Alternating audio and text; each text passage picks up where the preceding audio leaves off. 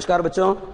देखिए बच्चों, आपका ये चैप्टर जो है, पहला चैप्टर जो बहुत बड़ा है और ये एक स्मॉल ड्रामा है, एक छोटा नाटक है ये।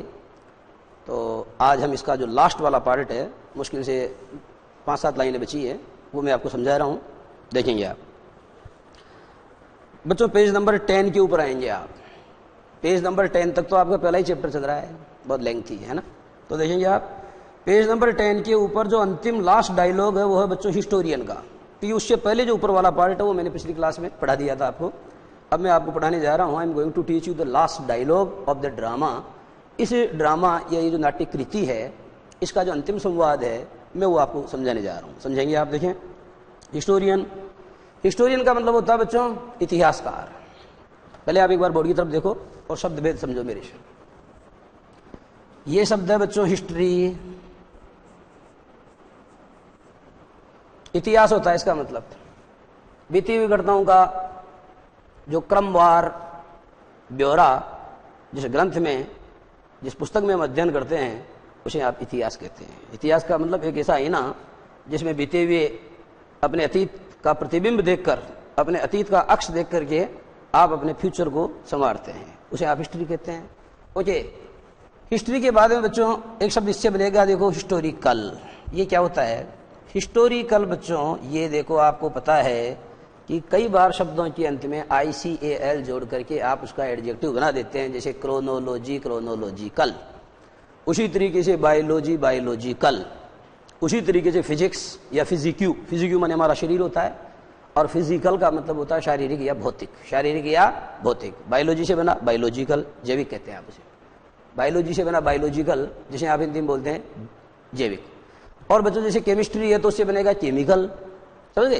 तो केमिकल माने रसायन होता है, तो केमिकल तो नाउन का काम भी कर सकता है रसायन के सेंस में, और एडजेक्टिव का भी कर सकता है। जैसे मैं आपको कहता हूँ कि केमिकल स्टडी, तो इसका मतलब रासायनिक अध्ययन। केमिकल का मतलब रासायनिक होता है और केमिकल का मतलब रसायन भी होता है। जब केमिकल का मतलब रसायन होता है तो नाउन होता है, और जब उसका मीनिंग रासायनिक होता है, जब आप हिंदी में जिन शब्दों के अंत में आप इक जोड़ देते हैं, जैसे दिन के अंत में इक जोड़ो दैनिक, उसी तरीके से उपचार के अंत में इक जोड़ो औपचारिक, उसी तरीके से व्यवहार के अंत में इक जोड़ो व्यावहारिक, व्यवसाय के अंत में इक जोड़ो व्यावसायिक। मैं हिंदी नहीं पढ़ा रहा हूँ, मैं आपको सिर्फ ये समझाना चाहता हूँ कि हिंदी में जिन शब्दों के अंत में इक जोड़ करके आप क्या करते हैं, जो मूल शब्द है, जो संज्ञा शब्द है, उसके अंत में जब आप इक जोड़ते हैं तो बच्चों विशेषण बनता है। इन द सेम वे, ठीक उसी प्रकार से अंग्रेजी में आप नाउन वर्ड्स जो होते हैं उनके अंत में ICAL जोड़ करके क्या करते हैं, साधारणतः आप उनका एडजेक्टिव बनाते हैं। जैसे हिस्ट्री से क्या बना के दिखाया मैंने आपको, हिस्टोरिकल। ओके, ये नाउन है बच्चों हिस्ट्री। हिस्ट्री सब्जेक्ट का नाम है, इसलिए इसको क्या मानना पड़ेगा, नाउन मानना पड़ेगा, नाउन। ठीक है, ओके। और इसके बाद में आप देखो हिस्टोरियन, इसका मतलब इतिहासविद होता है या इतिहासकार होता है।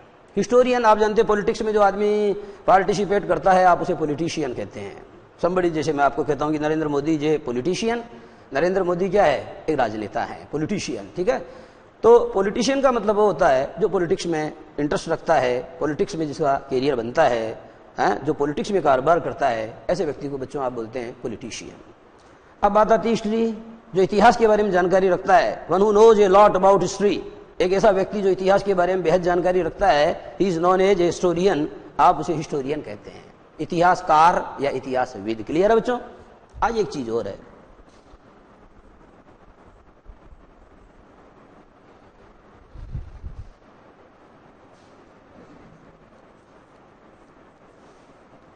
ये शब्द आपने नहीं सुना होगा। यह बच्चों हिस्ट्रीसिटी, इसका मीनिंग हिंदी में ऐतिहासिकता होता है। जैसे मैं आपको कहता हूं कि रामगुप्त की ऐतिहासिकता उसके सिक्के मिलने के बाद सिद्ध हुई, तो मुझे इंग्लिश में कहना पड़ेगा Ramgupta historicity was proved after his coins, after his coins had been found. ठीक है बच्चों? तो एक्चुअली यहां हैड बीन का प्रयोग मैंने क्यों किया, उसका भी एक कारण है। आप जानते हो बच्चों कि जब आफ्टर का प्रयोग करते हैं आप तो क्या होता है, जैसे मैंने आपको उदाहरण दिया कि the doctor came after the patient had died, the doctor came after the patient had died, यानी पहले तो आपने पास्ट इंडेफिनिट का प्रयोग किया और आफ्टर के बाद आपने पास्ट परफेक्ट का प्रयोग किया।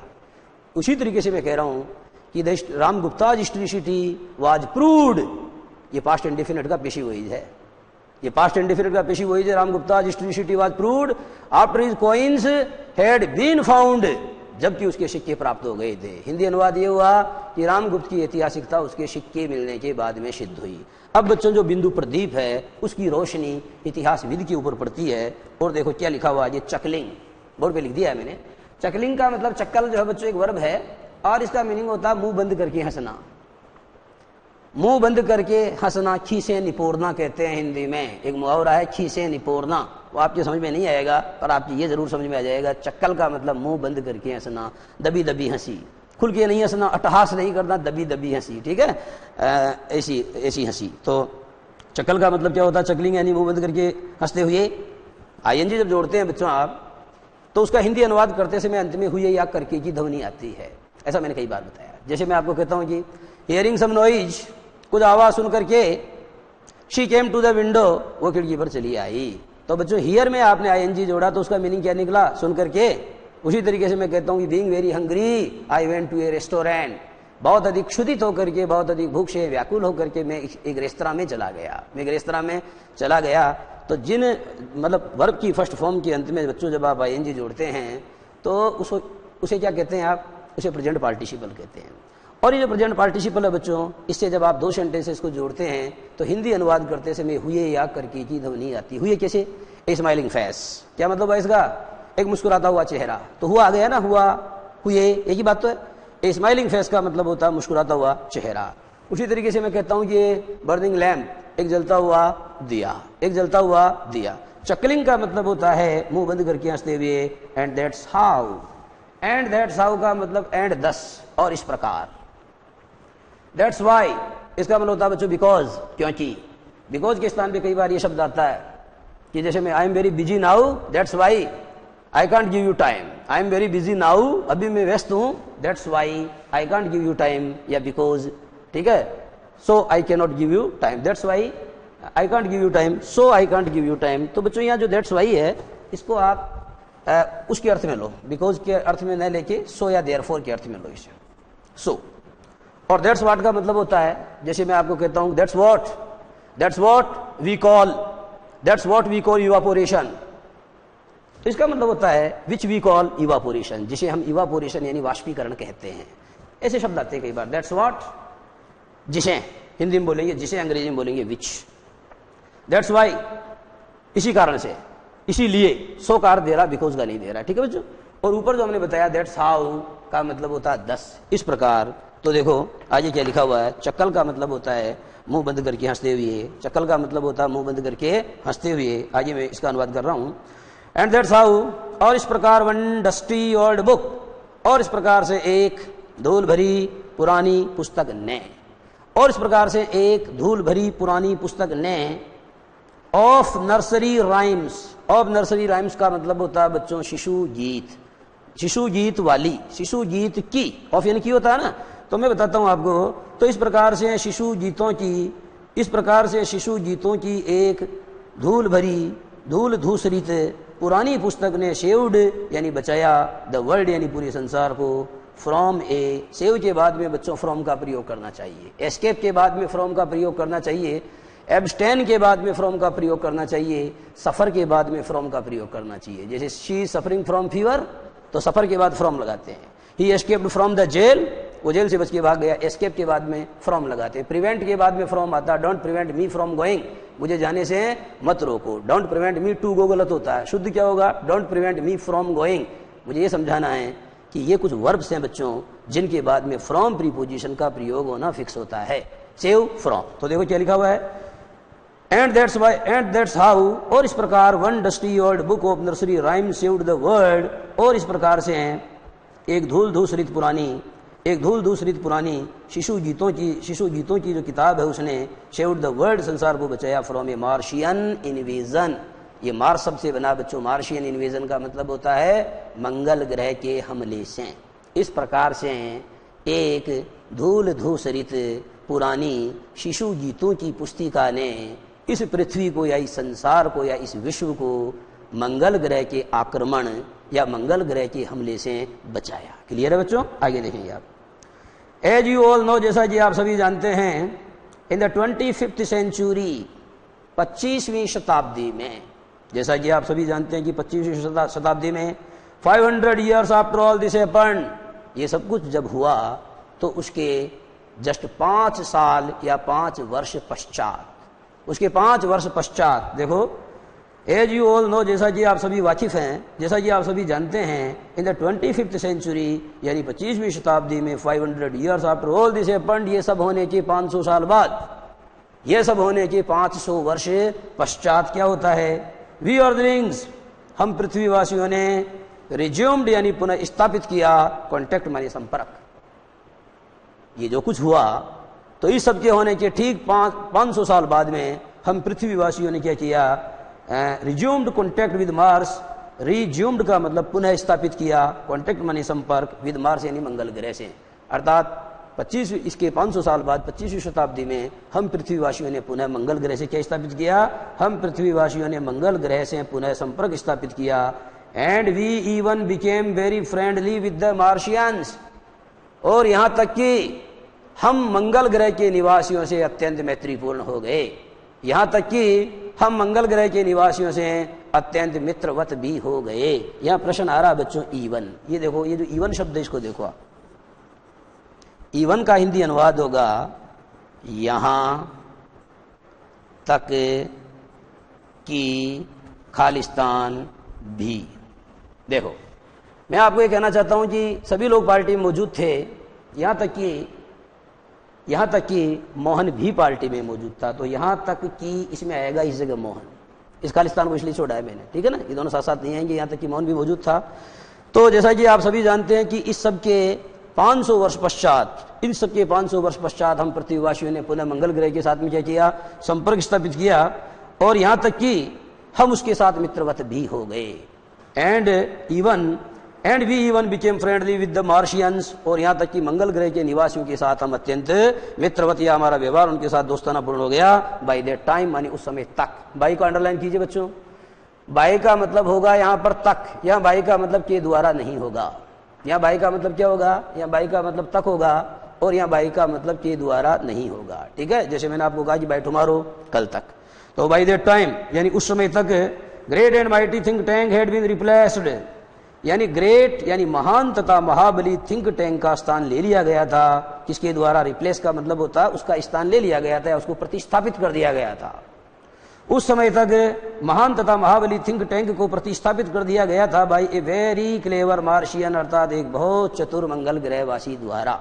उस समय तक थिंक टैंक जो है उसको पदच्युत करके, उसको पद से बर्खास्त करके उसकी जगह किसके द्वारा ले ली गई थी, उसकी जगह एक बहुत चतुर मंगल ग्रहवासी के द्वारा ले ली गई थी, the wise and wonderful noodle. और वो आदमी कौन था, वो आदमी बुद्धिमान तथा अद्भुत नूडल था, नूडल उसका नाम है। वह आदमी, वाइज का मतलब बुद्धिमान, एंड वंडरफुल का मतलब अद्भुत, वह आदमी जो है बहुत बुद्धिमान, बहुत अकलमंद, और साथ ही साथ वंडरफुल अर्थात बहुत ही अद्भुत, बहुत ही नायाब था। वह आदमी कैसा था, वह आदमी बहुत अकलमंद तथा बहुत नायाब था, और उसका नाम क्या था, हिज नेम वाज नूडल, उसका नाम नूडल था। ओ यस, अरे हाँ, वी टॉट द मार्शियंस, हमने मंगल ग्रहवासियों को सिखाया। टीच माने पढ़ाना होता है बच्चों, टीच टॉट टॉट, इसका मतलब ये हुआ कि हमने मंगल ग्रहवासियों को पढ़ाया या हमने उनको सिखाया। क्या सिखाया, the difference between sandwiches and the books, और हमने मंगल ग्रहवासियों को सैंडविच तथा किताबों के बीच का जो फर्क है वो हमने उन्हें सिखाया। हमने मंगल ग्रहवासियों को सैंडविच तथा किताबों के बीच का फर्क समझाया या सिखाया। बिटवीन को अंडरलाइन कीजिए बच्चों, कई बार समझाया कि बिटवीन का प्रयोग तब होता है जब कोई काम दो के मध्य होता है। जैसे Kashmir is a bone of contention between India and Pakistan, यानी कश्मीर भारत और पाकिस्तान के मध्य क्या है, ए बॉन ऑफ कंटेंशन का मतलब झगड़े की जड़ है। मुझे यहाँ यह कहना है कि कश्मीर जो है, इसके अलावा मैंने भारत और पाकिस्तान दो ही तो पार्टीज हैं, केवल दो ही पक्षकार हैं। पक्षकार जब दो हैं तो उनके मध्य जब कोई कार्यकारित होता है तो बिटवीन का प्रयोग होता है, लेकिन अगर एक से ज्यादा है, दो से ज्यादा, तो एमोंग का प्रयोग होता है। जैसे among Delhi, Kolkata and Chennai, the last is the hottest. Delhi, Calcutta तथा चेन्नई में जो अंतिम शहर है वो सबसे ज्यादा गर्म है। यहाँ बच्चों मैंने एमोंग का प्रयोग इसलिए किया क्योंकि यहाँ पर दो से अधिक शहर हैं। Delhi, Kolkata and Chennai more than 2 है, उनकी संख्या 2 से ज्यादा है, 3 है। आगे बढ़े, ओके। तो oh yes we taught the Martians the difference अरे हाँ, हमने मंगल ग्रहवासियों को फर्क समझाया बिटवीन सैंडविचेज एंड बुक्स। हमने मंगल ग्रहवासियों को सैंडविच तथा किताबों के बीच का फर्क समझाया। We taught them how to read, हमने उन्हें सिखाया कि कैसे पढ़ा जाता है। मेरा तात्पर्य यह है कि हमने उनको पढ़ना सिखाया। हमने उनको क्या सिखाया? We taught them how to read, हमने उनको पढ़ना सिखाया। टू यानी भी होता है also. We taught them to read also, अर्थात हमने उनको पढ़ना भी सिखाया। And we established a model library, और बच्चों हमने क्या किया? हमने एक आदर्श पुस्तकालय स्थापित किया। मॉडल का मतलब आइडियल होता है। मॉडल स्कूल होते हैं बच्चों, स्वामी विवेकानंद मॉडल स्कूल। तो मॉडल का मतलब जो नमूने का काम करे, दूसरों के लिए आदर्श का काम करे, दूसरों के लिए वानगी का काम करे। बात समझ में आ रही है? तो we also established a model library, हमने क्या किया? एक आदर्श पुस्तकालय स्थापित किया इन देयर कैपिटल सिटी, अर्थात उनके राजधानी वाले शहर में, ऑफ मार्सोपोलिस। मार्सोपोलिस नामक उनका जो राजधानी का नगर था, उस राजधानी के नगर में हमने एक पुस्तकालय भी स्थापित किया। परंतु एज यू माइट एक्सपेक्ट, परंतु जैसा कि आप आशा कर सकते हैं, या बच्चों मे का प्रयोग नहीं हो कि माइट का हो रहा है। मे का मतलब भी होता है, संभावना बताई जाती है। जैसे इट मे रेन टुडे, आज बारिश हो सकती है। इट माइट रेन टुडे, आज बारिश हो सकती है। इट मस्ट रेन टुडे, आज बारिश हो सकती है। सभी वाक्यों का मतलब तो एक ही है, अंतर बस इतना है। बात को समझो बच्चों। मैं कहता हूं कि there are a few clouds in the sky, आकाश में कुछ बादल हैं। इट मे रेन टुडे, आज बारिश हो सकती है। मे का प्रयोग किया है मैंने, क्योंकि कुछ बादल हैं तो संभावना कुछ है। जब मैं कहता हूं there are few clouds in the sky, आकाश में बादल नहीं है, न के बराबर हैं। इट माइट रेन, आज बारिश हो सकती है, लेकिन संभावना क्षीण है, रिमोट पॉसिबिलिटी है। मैं कहता हूं there are black clouds in the sky, आकाश में घने काले बादल हैं। इट मस्ट रेन टुडे, आज बारिश हो सकती है, लेकिन संभावना बहुत ज्यादा है, तीव्र संभावना, स्ट्रॉन्ग पॉसिबिलिटी है। तो आप समझ गए होंगे बच्चों, यह माइट का प्रयोग क्यों हो रहा है? यह माइट का प्रयोग रिमोट पॉसिबिलिटी या कम संभावना बताने के लिए किया जा रहा है। But as you might expect, परंतु जैसा कि आप अपेक्षा कर सकते हैं, there is still one book, there is still यानी होता है इवन नाउ, यहां तक कि अब भी, यहां तक कि अब भी। There is still one book, यहां तक कि अब भी एक किताब ऐसी है, दैट माने जिसे the Martians can never bring themselves, जिन्हें मंगल ग्रहवासी कभी भी अपने साथ नहीं ला सकते हैं, अपने पास नहीं ला सकते हैं। जैसा कि आप आशा कर सकते हैं, जैसा कि आप अंदेशा कर सकते हैं कि आज भी एक ऐसी किताब है जिसको मंगल ग्रह का निवासी कभी भी अपने पास नहीं ला सकता। और वो किताब कौन सी है बच्चों? वो किताब वही है जिसका नाम है मदर गूस, जिसका नाम क्या है? माँ हंसिनी। देखना आप, ब्रिंग देमसेल्व्स टू रीड यानी पढ़ने के लिए। But as you might expect, परंतु जैसा कि आप अपेक्षा कर सकते हैं, there is still one book, यानी आज भी एक ऐसी किताब है, दैट माने जिसे the Martians can never bring themselves to read, जिन्हें मंगल ग्रहवासी कभी भी अपने पास पढ़ने के लिए जिस किताब को नहीं ला सकते। यू हैव गेस्ड इट, और मुझे पूरा भरोसा है, आई एम श्योर, मुझे पूरा भरोसा है, दैट यू हैव गेस्ड, कि आपने उस किताब का निश्चित रूप से पूर्वानुमान, उसका अंदाजा लगा लिया होगा। और उस किताब का नाम क्या है? Mother goose. उस किताब का नाम है माँ हंसिनी। हंस जो होता है बच्चों, तो हंसिनी को आप कहते हैं अंग्रेजी में क्या? गूस। तो माँ हंसिनी के नाम से वो किताब है। शी बोज, और जो इतिहासकार है बच्चों, वो नतमस्तक होती है। वो का मतलब बताया था आपको, सर झुकाना। वो अपना सर झुकाती है, and exits and goes from, and exits का मतलब होता है और चली जाती है, राइट। एंड एग्जिट्स राइट का मतलब and goes from the right, और दाएं से होकर के बाहर निकल जाती है। इतिहासविद अपना सर झुकाती है, नतमस्तक होती है, तथा दाएं से बाहर की ओर निकल जाती है। तो इस तरीके से बच्चों कर्टेन लास्ट में है। कर्टेन का मतलब होता है और पर्दा गिरता है। कर्टेन का मतलब और पर्दा गिरता है। इस तरीके से आपकी ये जो आपका ड्रामा है, स्मॉल ड्रामा, ये समाप्त हो गया है बच्चों। और अबाउट द ऑथर और अबाउट द टेक्स्ट वाला जो पार्ट है, वो मैंने आपको इससे पहले ही समझा दिया था। आगे आप देखेंगे यहाँ पर जो कुछ बातें हैं बच्चों, आप आएंगे पेज नंबर 12 के ऊपर। हाँ, पेज नंबर 12 के ऊपर बच्चों जो इसके प्रश्न उत्तर हैं, जो इसके क्वेश्चंस हैं, उसके बारे में हम चर्चा करेंगे।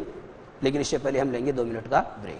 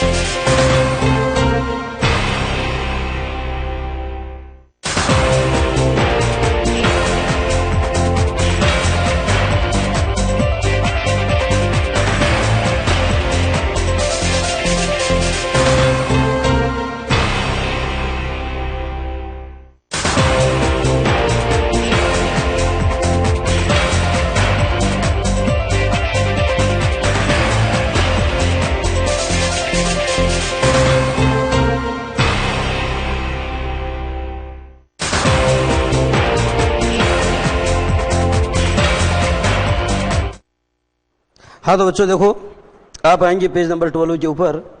पहला क्वेश्चन क्या जो मैं बताता हूं आपको। Who wrote the play the book that saved the earth, यानी वह किताब जिसने पृथ्वी को बचाया। ये जो प्ले है, प्ले का मतलब ये जो नाटक है छोटा, अगर आपके ऑप्शन में पूछा जाता है कि ये ड्रामा है, प्ले है, तो बच्चों इसमें क्या है, जैसा ही किताब में दिया गया है आपको इसे प्ले बताना है, ये लघु नाटक है, ठीक है। तो who wrote the play the book that saved the earth, यानी the book that saved the earth नाम का जो प्ले है वो किसने लिखा है। मैंने कहा था बोर्ड पे भी लिखा हुआ क्लियर बोइको। तो इसका सही जवाब क्या होगा बच्चों? पहला ऑप्शन सही होगा, क्लियर बोइको। क्लियर बोइको जो है इसका ये जो प्ले है इसका राइटर है। क्लियर है, नेक्स्ट बढ़ेंगे। Which century was called the era of the book, कौन सी शताब्दी है जिसको किताबों का युग कहा जाता था। कौन सी शताब्दी है जिसको किताबों का युग कहा जाता था? तो बच्चों ऑप्शन नंबर सी देखो, 20th, 20वीं शताब्दी को। ऐसा थोड़ी देर पहले मैंने पढ़ाया है, 20वीं शताब्दी को, 20th century. Next, what stopped the Martians invasion of 2040, सन 2040 में पृथ्वी के ऊपर होने वाला जो मंगल ग्रह का हमला था उसे किसने रोका? सही जवाब है बच्चों मदर बुश। अभी भी आया है मदर बुश नाम की किताब में। आगे बच्चों सही और गलत लगाना, जो सही है उसके आगे ट्रू टी और जो गलत है उसके आगे फॉल्स मानी एफ लगाना है। मैं सीधे पढ़ रहा हूं। पहला प्रश्न देखो, the book that saved the earth is a drama, क्या एक ड्रामा है? ट्रू है बच्चों, क्योंकि drama and play are synonyms. Drama और प्ले क्या है बच्चों? पर्यायवाची शब्द हैं, इसलिए इसमें आपको टी लगाना है, ट्रू है ये। The people of the Mars plan an attack on the earth, यानी जो मंगल ग्रह के निवासी हैं वो मंगल ग्रह के निवासी क्या करते हैं? पृथ्वी के ऊपर एक हमले की योजना बनाते हैं। तो बच्चों सही जवाब क्या है इसका? ये बिल्कुल टी है, ट्रू लगाना आपको इसमें, है ना, बिल्कुल सही है ये। अच्छा, आपके दिमाग में ये प्रश्न पैदा हो सकता है बच्चों कि सर आपने तो ये कहा था कि अटैक के बाद ऑन आता ही नहीं, फिर क्यों आ रहा है? मैंने आपको कई बार कहा कि अटैक के बाद में ऑन नहीं आता, फिर ये ऑन क्यों आ रहा है? ये ऑन इसलिए आ रहा है बच्चों, इधर देखना आप,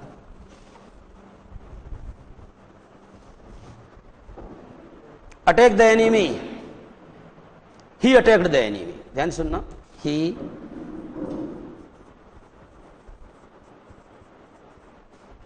अटैक्ड ऑन द फो, फो का मतलब शत्रु होता है, एनिमी होता है।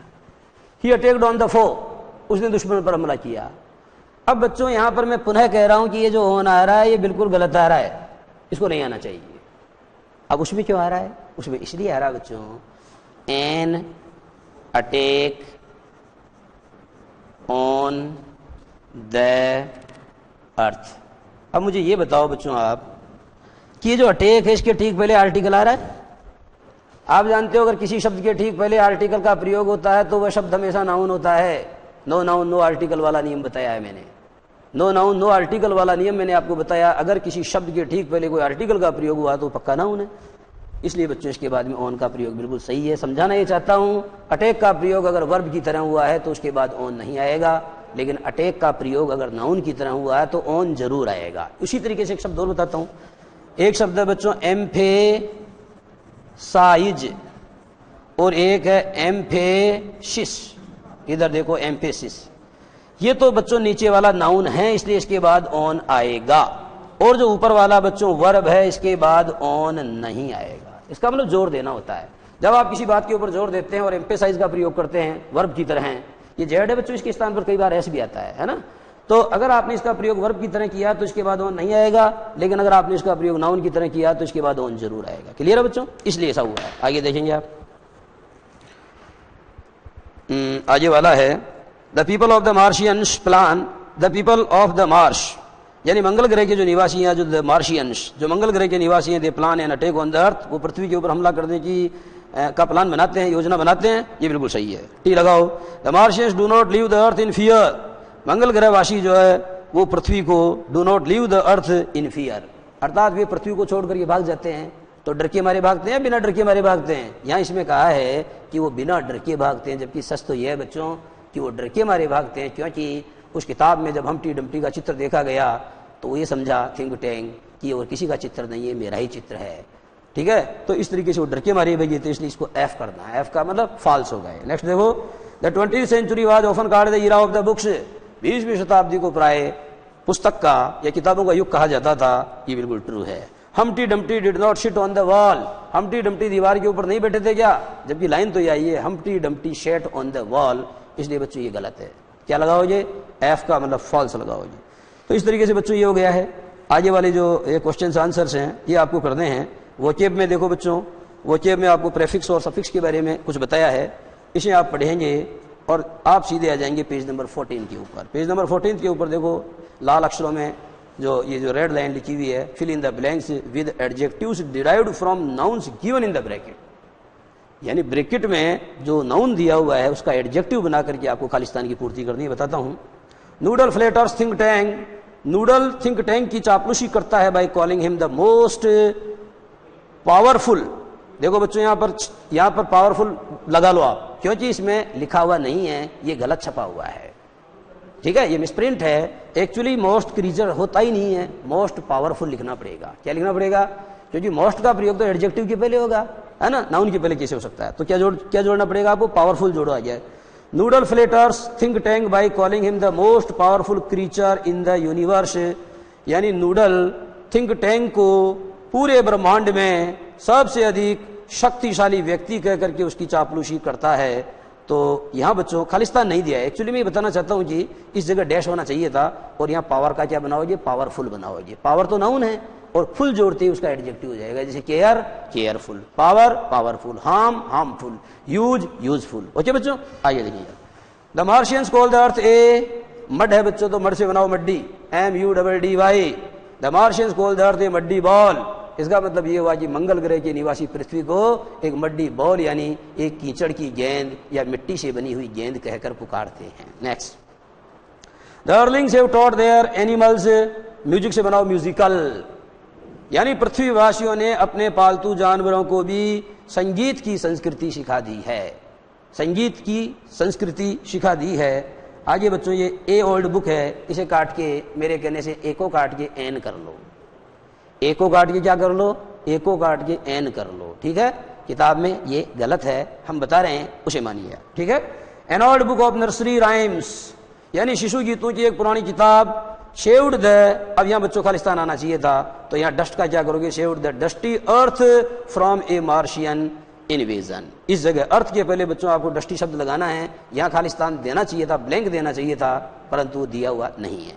ठीक है, इस जगह। और डस्ट का क्या बनाओगे? वाई जोड़ दो, dusty. Next, the wise and wonder की जगह करो बच्चों, जैसे आपने यूजफुल किया था, जैसे आपने पावरफुल किया था, तो आप क्या करोगे? Wonderful. The wise and wonderful noodle became a successor. यानी बुद्धिमान या अकलमंद तथा जो नायाब नूडल था, ही बिकेम ए सक्सेसर मानी उत्तराधिकारी बना, ये वारिश बना of great and mighty think tank. महान तथा महाबली थिंक टैंक का उत्तराधिकारी कौन बना?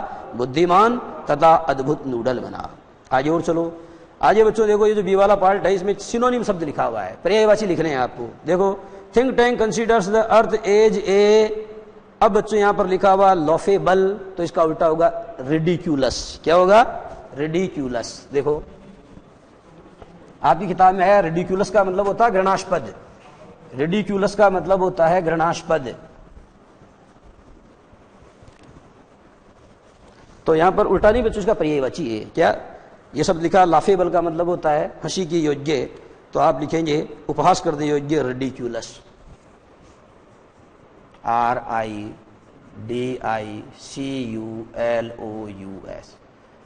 कई बार समझाया जिन शब्दों के अंत में IOUS या OUS आ जाता है, ये वो हमेशा क्या बन जाते हैं? वो एडजेक्टिव बन जाते हैं। आगे और देखेंगे आप।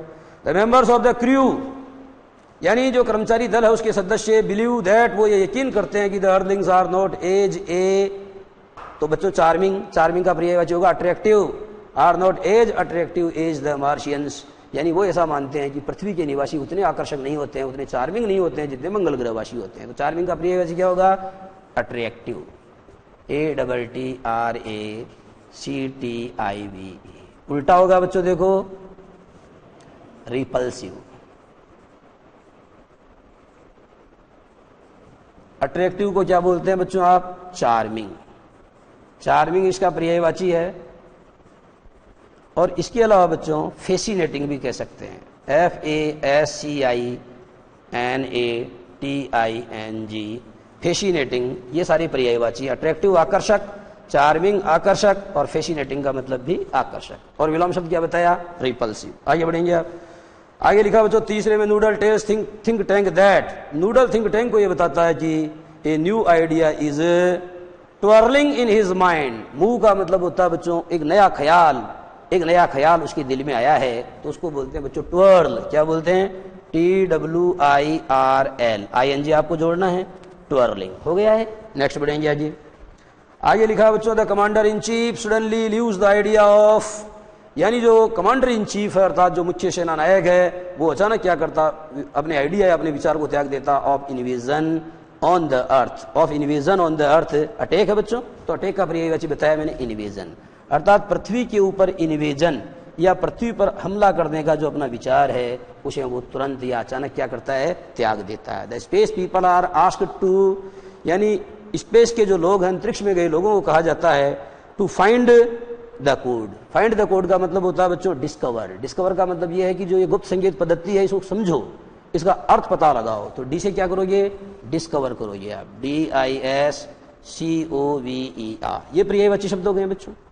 नेक्स्ट देखो क्या लिखा हुआ है, one word substitution. One word substitution का मतलब एक पंक्ति दी जाएगी आपको और उसके लिए आपको एक शब्द लिखना। देखो पहले वाले में ब्रैकेट में लिखा हुआ है book giving a complete information about A branch of knowledge, अर्थात एक ऐसी किताब जो हमें ज्ञान की किसी शाखा के बारे में पूरी जानकारी देती है, उसे हिंदी में विश्वकोश और अंग्रेजी में कहते हैं एनसाइक्लोपीडिया। देखो बच्चों ई तो लिखा हुआ है, ये आ गई एनसाइक्लोपीडिया, ये हो गया साहब। पहले में ये पढ़ेंगे आप, दूसरे में देखेंगे ब्रैकेट में लिखा हुआ है एन अपाराचस, अर्थात एक उपकरण शोइंग स्लाइड्स ऑफ हिस्ट्री, जो इतिहास की स्लाइड्स को दर्शाता है। इतिहास की जो स्लाइड्स है उनको दर्शाता है, उसे कहते हैं बच्चों हिस्टोरिस्कोप। जैसे माइक्रोस्कोप, टेलीस्कोप, हिस्टोरिस्कोप। ये लिखो, यह है हिस्टोरिस्कोप, ये उसी यंत्र का नाम हो गया। नेक्स्ट फिर देखेंगे अपाराचस जो शब्द है बच्चों, इसका मीनिंग होता है उपकरण या कोई साधन। आगे ब्रैकेट में लिखा हुआ है ए प्लेस वेयर है, जहां पर भूसा एंड कॉर्न माने अनाज आर स्टोर्ड, एक ऐसा स्थान जहां पर भूसा तथा अनाज का संग्रह किया जाता है। हिंदी में खलिहान कहते हैं और अंग्रेजी में कहेंगे बच्चों बार्न, BARN। बार्न का मतलब क्या होता है, खलिहान। खेतों के जो खलिहान होते हैं, खलान बोलते हैं हम लोग, वो है बच्चों। ठीक है, नेक्स्ट देखेंगे इलिजिबल राइटिंग्स का मतलब ऐसी लिखावट जो समझ में न आए, ऐसी लिखावट, ऐसी स्पष्ट लिखावट, घसीटाराम। ठीक है, घसीटाराम लिखावट जो आपके समझ में नहीं आए तो उसको बच्चों आप बोलते हैं क्या, टेढ़ी मेढ़ी रेखाएं, स्क्वीगल्स। क्या कहेंगे, ये देखेंगे स्क्वी, इसका मतलब बताया था मैंने आपको, टेढ़ी मेढ़ी रेखाएं या अस्पष्ट तहरीर, ऐसी तहरीर जो समझ में नहीं आती है। आगे बढ़ें, आगे लिखा बच्चों ब्रैकेट में देखो the place where objects of old civilisations are stored, एक ऐसी जगह है जहां पर पुरानी सभ्यता के जो सामान है उनको रखा जाता है, उसे अंग्रेजी में म्यूजियम तथा हिंदी में संग्रहालय कहते हैं। अंग्रेजी में क्या बोलते हैं उसे अंग्रेजी में म्यूजियम कहते हैं, MUSEUM। ठीक है बच्चों, ये म्यूजियम है। जयपुर में अपने जो अल्बर्ट हॉल है वहां जाते हैं तो आपको पुरानी चीजें देखने को मिलती है, तो उसे बच्चों आप हिंदी में संग्रहालय और अंग्रेजी में आप उसको म्यूजियम कहते हैं। ये वाला प्रश्न आपका समाप्त हो गया है। आगे देखो बच्चों डी वाला है, जिसमें कहा इन्होंने एंटोनिम भरना है। एंटोनिम के लिए बताया था, एंटोनिम का मतलब होता है अपोजिट वर्ड, विलोम शब्द। तो जितना इस पाठ में आपने पढ़ा है तो उसके आधार पर आपको कोई शब्द दिया जाएगा और कहा जाएगा कि उसका विलोम शब्द आप भरें। तो देखो बच्चों इसमें ब्रैकेट में क्या लिखा हुआ है, सिग्निफिकेंट। तो सिग्निफिकेंट का विलोम शब्द बनाने के लिए इन जोड़ दो, जैसे प्रत्यक्ष का उल्टा प्रत्यक्ष होता है ना, ऐसे इनसिग्निफिकेंट का मतलब होता है तुच्छ। सिग्निफिकेंट है तो बेहद महत्वपूर्ण, और इनसिग्निफिकेंट का मतलब क्या होता है, तुच्छ। आगे बच्चों डिक्रीज लिखा हुआ है, उल्टा होगा इंक्रीज, INCREASE। डिक्रीज माने घटना होता है, इंक्रीज का मतलब किसी चीज का बढ़ना होता है। आगे बच्चों पोलाइट लिखा हुआ, आप जानते हो पॉसिबल का उल्टा इम्पॉसिबल होता है, तो पोलाइट का उल्टा क्या होगा, यहाँ इन जोड़ा था, यहाँ बच्चों आपको एम जोड़ना पड़ेगा। इम्पोलाइट का मतलब बदतमीज होता है, गुस्ताख होता है, जो पोलाइट नहीं हो, जो विनम्र नहीं हो। आगे देखेंगे आप अंडरस्टैंड है बच्चों, तो इसका उल्टा होगा मिसअंडरस्टैंड। अंडरस्टैंड यानी किसी को सही सही समझना, और मिसअंडरस्टैंड का मतलब किसी के बारे में कोई मुगालता। ठीक है, कोई मुगालता पाल लेना, किसी के बारे में कोई गलतफहमी या कोई मतलब उसके बारे में भ्रामक अर्थ निकाल लेना। तो क्या करेंगे आप, मिस का प्रयोग करेंगे। मिसअंडरस्टैंड, मिसअंडरस्टैंड का मतलब हो गया किसी को गलत समझना। मिसअंडरस्टैंड का मतलब हो गया किसी को गलत समझना। और बच्चों आगे दिया हुआ बोल्डनेस, बोल्डनेस का मतलब होता है साहसीपन, और इसका उल्टा क्या होगा, इसका उल्टा होगा बच्चों फियरफुलनेस का मतलब होता है डरना, फियरफुलनेस। देखो लिखो आप, फियरफुलनेस, फियरफुलनेस हो गया है। वैसे आप जानते हो बच्चों फुल की स्पेलिंग क्या होती है, FULL, लेकिन जब आप फियर के साथ में इसको जोड़ते हो तो इसका जो डबल एल है वो हट जाता है और उसके स्थान पर क्या रह जाता है, सिंगल एल रह जाता है। तो इस तरीके से देखा बच्चों आपने, ये चीजें मैंने आपको करवा दी है। 15वें पेज के नीचे आप टेंस देखेंगे। टेंस के बारे में जब मैंने आपको पढ़ाना स्टार्ट किया था उससे पहले मैंने आपको टेंस के बारे में जानकारी दी थी। तो इसमें खास तौर पे देखो बच्चों सिंपल प्रेजेंट दिया है और उसके बाद में प्रेजेंट प्रोग्रेस भी दिया है। तो ये जो चीज है बच्चों पेज नंबर 15 से लेकर के 16 तक ये तो आपको पढ़नी है। और एक्सरसाइज की बात जो है वो देखो, पहला दिया हुआ है पेज नंबर 17 के ऊपर बोल रहा हूं मैं, the last train eight midnight. अब बच्चों ये जो लास्ट ट्रेन है इसको पढ़ के कंफ्यूज नहीं होइए, क्योंकि अभी कल परसों एक कोर्ट एलडीसी का एग्जाम हुआ, उसके अंदर भी इसी प्रकार का सेम यही सेंटेंस उस एग्जाम में पूछा गया था। तो लास्ट ट्रेन को देख करके बच्चों ने ये समझा कि इसमें पास्ट इंडेफिनिट आना चाहिए। ऐसा नहीं है बच्चों, यहाँ लास्ट का मतलब पिछला नहीं है, यहाँ लास्ट का मतलब अंतिम है। लास्ट के दो मतलब होते हैं, जैसे एक तो ये होता है कि I went to see the movie on last Sunday, पिछले रविवार को मैं मूवी देखने गया, तो उसका मतलब तो पिछला है। और यहाँ पर द लास्ट ट्रेन, इसका मतलब जो अंतिम ट्रेन है, लीव्स एट मिडनाइट। तो यहाँ बच्चों चूंकि आप जानते हैं कि सब्जेक्ट सिंगुलर है और जब सब्जेक्ट सिंगुलर होता है तो वर्ब के अंत में एस या ईएस जोड़ना चाहिए, इसलिए पहले का उत्तर क्या बनेगा, पहले का उत्तर बनेगा बच्चों लीव्स। लीव यानी होता है प्रस्थान करना या छोड़ना, लीव का मतलब होता है प्रस्थान करना या छोड़ना। तो यह दिया गया है कि जो अंतिम ट्रेन है वो आधी रात को प्रस्थान करती है, अंतिम ट्रेन आधी रात को प्रस्थान करती है, ये लीव है बच्चों। अब इस लीव में आपको क्या करना पड़ेगा, सब्जेक्ट सिंगुलर है इसलिए इसमें आपको एस जोड़ना पड़ेगा। ईएस क्यों नहीं, क्योंकि ई तो पहले आ रहा है। क्लियर है, नेक्स्ट देखेंगे आप आगे वाला, द अर्थ राउंड द सन।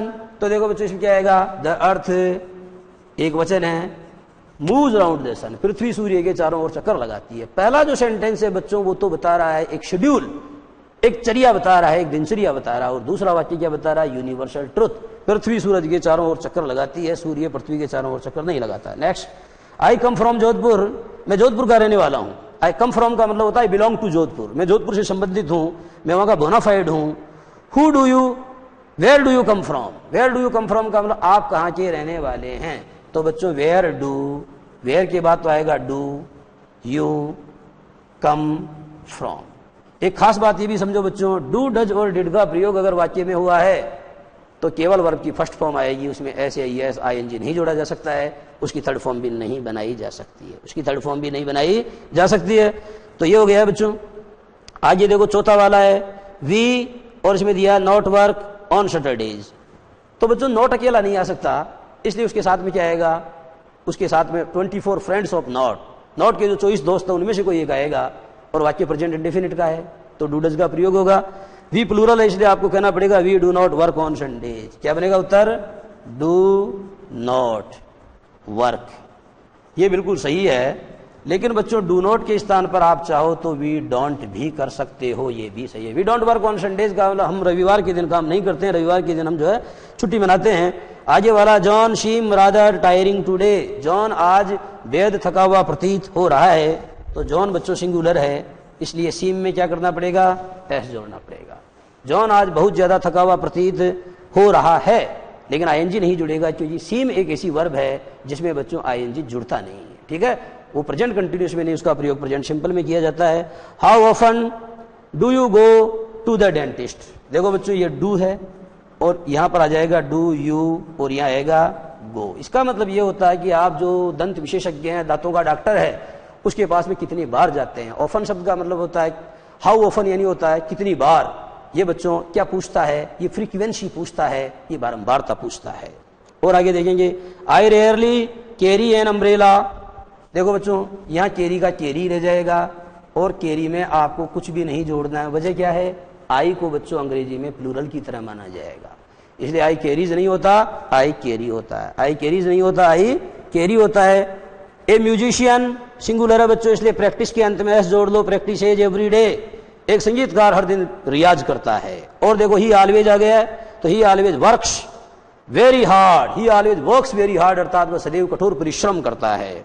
और देखो फैमिली प्लानिंग रियली यानी परिवार नियोजन वास्तव में मीन्स फैमिली वेलफेयर, परिवार नियोजन का अर्थ वास्तव में परिवार कल्याण है। इस तरीके से बच्चों आज की बात यही समाप्त, और अगली बात अगली क्लास में। नमस्कार।